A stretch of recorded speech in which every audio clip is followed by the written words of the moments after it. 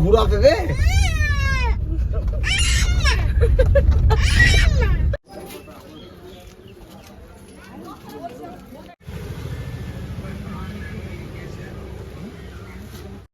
Hello everyone, good morning, welcome back to my channel. তো তোমরা সকলে কেমন আছো? আশা করছি খুব ভালো আছো, আমরাও ভালো আছি। তো আজকের ভিডিওটা আমি দুপুরবেলা থেকে শুরু করেছি, কারণ একটা জায়গায় যাবো, তো ভাবলাম তোমাদের সাথে চলো শেয়ার করি। তো এখন দুপুরবেলা নিচের সব কাজ টাজ কমপ্লিট করে ফেলেছি, তারপরে ওপরে এসেছি। তা এখন গেছে সোনার দোকানে ওর বাবার সাথে। তো ও আসবে, ওকে স্নান টান করাবো, তারপরে আমরা রেডি হব। তো কোন শাড়িটা পরে যাবো চলো তোমাদের সাথে সেটা শেয়ার করে দিই। তো এই যে এই শাড়িটা আমাদের বাড়িতে রামনবমীতে মানে পুজো হয়, বাড়িতে বজরংবলী আছে, তো পুজো হয়, তো সেই সময় আমি এই শাড়িটা নিয়েছিলাম। আমার কালারটা ভীষণ পছন্দ হয়েছিল। তো আর এই যেটা হচ্ছে ছেলের ড্রেস, আর ওটা হচ্ছে আমার শাড়ি, আমি ওটা পরে যাব। তো ওই রামনবমীতে পুজোর সময় নিয়েছিলাম, আমার কালারটা এত পছন্দ হয়েছে, মানে এক দেখাতে নিয়ে নিয়েছি, আমাদের ওইখান থেকে নিয়েছিলাম। তো এই দেখো ফাইনালি আমি শাড়িটারি পরে রেডি হয়ে গেছি, আর এটা হচ্ছে আমার ফাইনাল লুক। আর আমি দেখছিলাম আমার চুলটা এভাবে ছেড়ে ভালো লাগছে নাকি চুলটা না ছাড়লে ভালো লাগছে, তো কোনটা ভালো লাগছে আমি নিজেই বুঝতে পারছি না। তো এই যে চলো, এটা আমার পুরোপুরি রেডি হয়ে গেছে, আমার ছেলেও রেডি হয়ে গেছে, আমার বড়ও রেডি হয়ে গেছে, মানে সবাই রেডি হয়ে গেছে, সবাই নিচে আছে। তো আমি নিচে যাচ্ছিলাম, তো ভাবলাম চলো একটু তোমাদের সাথে আমার লুকটা শেয়ার করে দিই। তো এই যে আমরা বেরিয়েও পড়েছি, গাড়িতে উঠে পড়েছি। এই যে আমার বর, আর এদিকে পিছনে হচ্ছে আমার শ্বশুরমশাই বসেছে, আর আমার ছেলে ওই যে পিছনে ওরা বসেছে দুজন। পিছনে বসে বলতে আমার ছেলে সামনেই বসবে, কিন্তু কিছুক্ষণের জন্য পিছনে গেল। তারপর ওর আবার একটা কাকা আসবে, ওর কাকা যাবে। তো ওর কাকা আসলে পরে আবার ও সবসময় ওর কাকার সাথেই থাকে। দীঘা যাচ্ছে, দার্জিলিং যাচ্ছে, বছরে দুবার করে দীঘা। হ্যাঁ, ওদের আবার মিটিং ফিটিং হলে তো না এমনি না, মিটিং টিটিং হলে মিটিং করা যায়।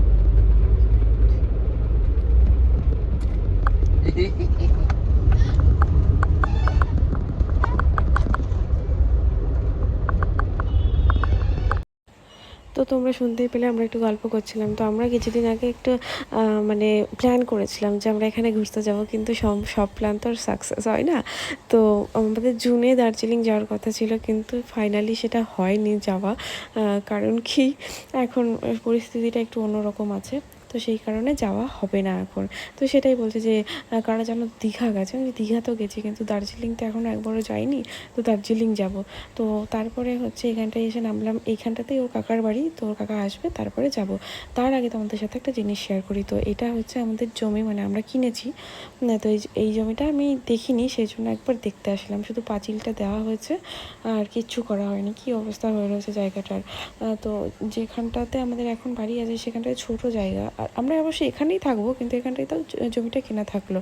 তো এই যে, আর বড় একটা গেট হয়েছে, আমার না খুব ভালো লাগে অত বড় গেট। আর ওই যে ওর কাকা চলে এসেছে, আর আমার সোনা উঠেও পড়েছে ওর কাকার কোলে।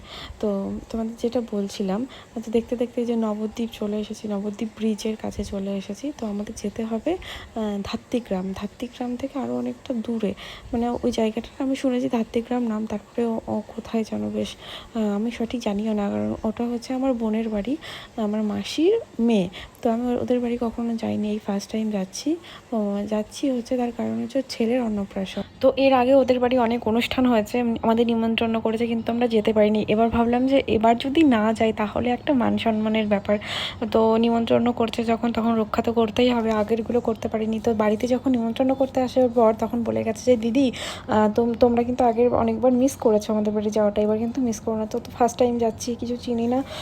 তা আমার ভাইটাই সবাই তো আগে ওখানে পৌঁছে গেছে, ওরা হচ্ছে বললো যে লোকেশনটা সেন্ড করে দিচ্ছে, তো আমরা সেই মতো চলে যাব। তো সেই জন্য দেখো আমরা এখন বেরিয়ে পড়েছি সেই লোকেশন অনুযায়ী। তো এই দেখো যেতে যেতে না চারিপাশে মাঠ, কি সুন্দর বড় বড়, আর মাঝখান দিয়ে রাস্তা। আমার এই জায়গাটা এত ভালো লাগে, এইখান দিয়ে অবশ্য পুরী যখন গেছিলাম না তখন গেছিলাম এই রাস্তাটা দিয়ে, কিন্তু ওদের বাড়ির কথাই সেটা তো আমি জানতাম না।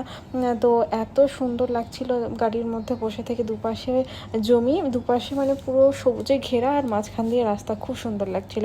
তো এই দেখো কথা বলতে বলতে তোমার সাথে কথা বলতে বলতে চলেও এসেছি। এই যে সামনে আমার ভাই সোনাকে কোলে নিয়েছে, আর এই যে এটা হচ্ছে আমার বোন, আর এটা হচ্ছে আমার বোনের বর। তো খুবই সাধারণ মধ্যবিত্ত পরিবারের বোনের বিয়ে হয়েছে, মানে আমরাও সাধারণ মধ্যবিত্ত পরিবারের মেয়ে, বিয়েও হয়েছে সাধারণ মধ্যবিত্ত পরিবারে। আর আমার কোলে যে দেখেছো এই পুচকেটার হচ্ছে আজকে অন্নপ্রাশন। তো ও তো আমি এসেছি একটু ভালো করে মুখটাও দেখতে পারি না, তো ঘুমিয়ে পড়েছে, তাও একটুখানি কোলে নিলাম। তো ওকে না আমি ফার্স্ট টাইম দেখছি, আগে কখনো দেখি না। 6 মাস হয়ে গেছে বয়স, ওর সাথে দেখা করতেই যাওয়া হয়নি। তো তারপরে আমরা আবার খেতে চলে এসেছি, কারণ আবার বাড়িতেও ফিরতে হবে। সেই কারণে ওখানে একটু বসে, আর অনুষ্ঠান মোটামুটি তাড়াতাড়ি শেষ হয়ে গেছে, আমরা লেট করে গেছি। দেখতেই পাচ্ছ প্যান্ডেলে এখন আর বেশি লোকজন নেই, খুব হাতে গোনা হয়তো কয়েকজন বসবে। এই ব্যাচটাই লাস্ট ব্যাচ, আর কয়েকজন হয়তো আসবে, তারা পরে খেয়ে নেবে। তো এই যে আমরা এখন বসেছি খাওয়ার জন্য। তো আমি সোনার কাকাকে দিয়েছিলাম ভিডিওটা করতেও, দেখো ভিডিও করেছে, পুরো মুখই আমার কালো করে দিয়েছে। তো কী আর করা যাবে, সবার দ্বারা তো সব কিছু হয় না, যা করে দিয়েছে ওটাই অনেক ভালো। তো চলো, এই যে আমরা এখন বসে পড়েছি, আমরা এখন খেয়ে নেব। আর আমাদের সামনে বসেছিল আমার শ্বশুরমশাই আর সোনার কাকা, এই যে ওদেরকেও একটু তোমাদের সাথে শেয়ার করে দিলাম। তো খাওয়া দাওয়া এখন কমপ্লিট আমাদের। আর এই যে এখানে বসেছিলাম, এটা হচ্ছে আমার ছোটো মামি, আর এই যে সোনা আর ভাই ওই যে। আর আমি এখানে বসেছিলাম, প্রচণ্ড গরম, বিশ্বাস করো এত গরম মানে থাকা যাচ্ছে না। দেখো গরমে আমার মুখ টুকের অবস্থা একদম খারাপ হয়ে গেছে। তো তারপরে এই যে আমরা গাড়িতে উঠে পড়েছি বাড়ি যাওয়ার উদ্দেশ্যে। তো এখন এই যে এটা হচ্ছে আমার বড় মেসো, মানে ওই বোনের আর কি বাবা, তারাও তোমাদের সাথে শেয়ার করছি। এখানটা ভিডিওটা কী করেছি আমি নিজেও জানি না। তো এই যে এটা হচ্ছে আমার বড় মেসো। তো তো মেসোকে আসছি বলে আমরা বেরিয়ে পড়লাম বাড়ির উদ্দেশ্যে। তো চলো এবার বাড়িতে যাওয়া যাক। যার যেমন ক্ষমতা আছে তেমন। না না, পয়সার জন্য না, পয়সাতেই না কিছুই নেই, বড়টা আছে তার তুলনায়। লোক ভালো না। লোক ভালো না। তো তারপর আমি আইসক্রিম খাচ্ছিলাম, আর আগে যে কথাগুলো বলছিলাম ওইগুলো অন্য আর একটা ব্যাপার, ওগুলো হচ্ছে ফ্যামিলি ম্যাটার, তোমরা কিছু বুঝতে পারবে না, আমরা একটু গল্প করছিলাম। তো এই যে আইসক্রিম দিয়েছিল, আইসক্রিম খাচ্ছিলাম, গরমের মধ্যে আইসক্রিম দিয়েছে, ভালো করেছে। আমি তো 2টো আইসক্রিম খেয়ে নিয়েছি। তো তারপরে আমার ছেলের কাণ্ডটা তোমরা একবার জাস্ট দেখো, তোমরা শুধু ভিডিওটা শুধু দেখো। ওই গাড়িটা আমাকে চালানো দিবি তো? তুই স্টিয়ারিং চালালে গাড়ি চলবে এই পাগলা?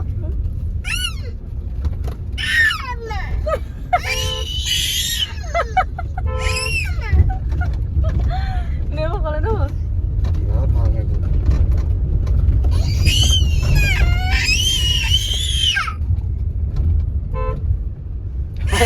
তো গাড়ি যাবে এইদিকে তো।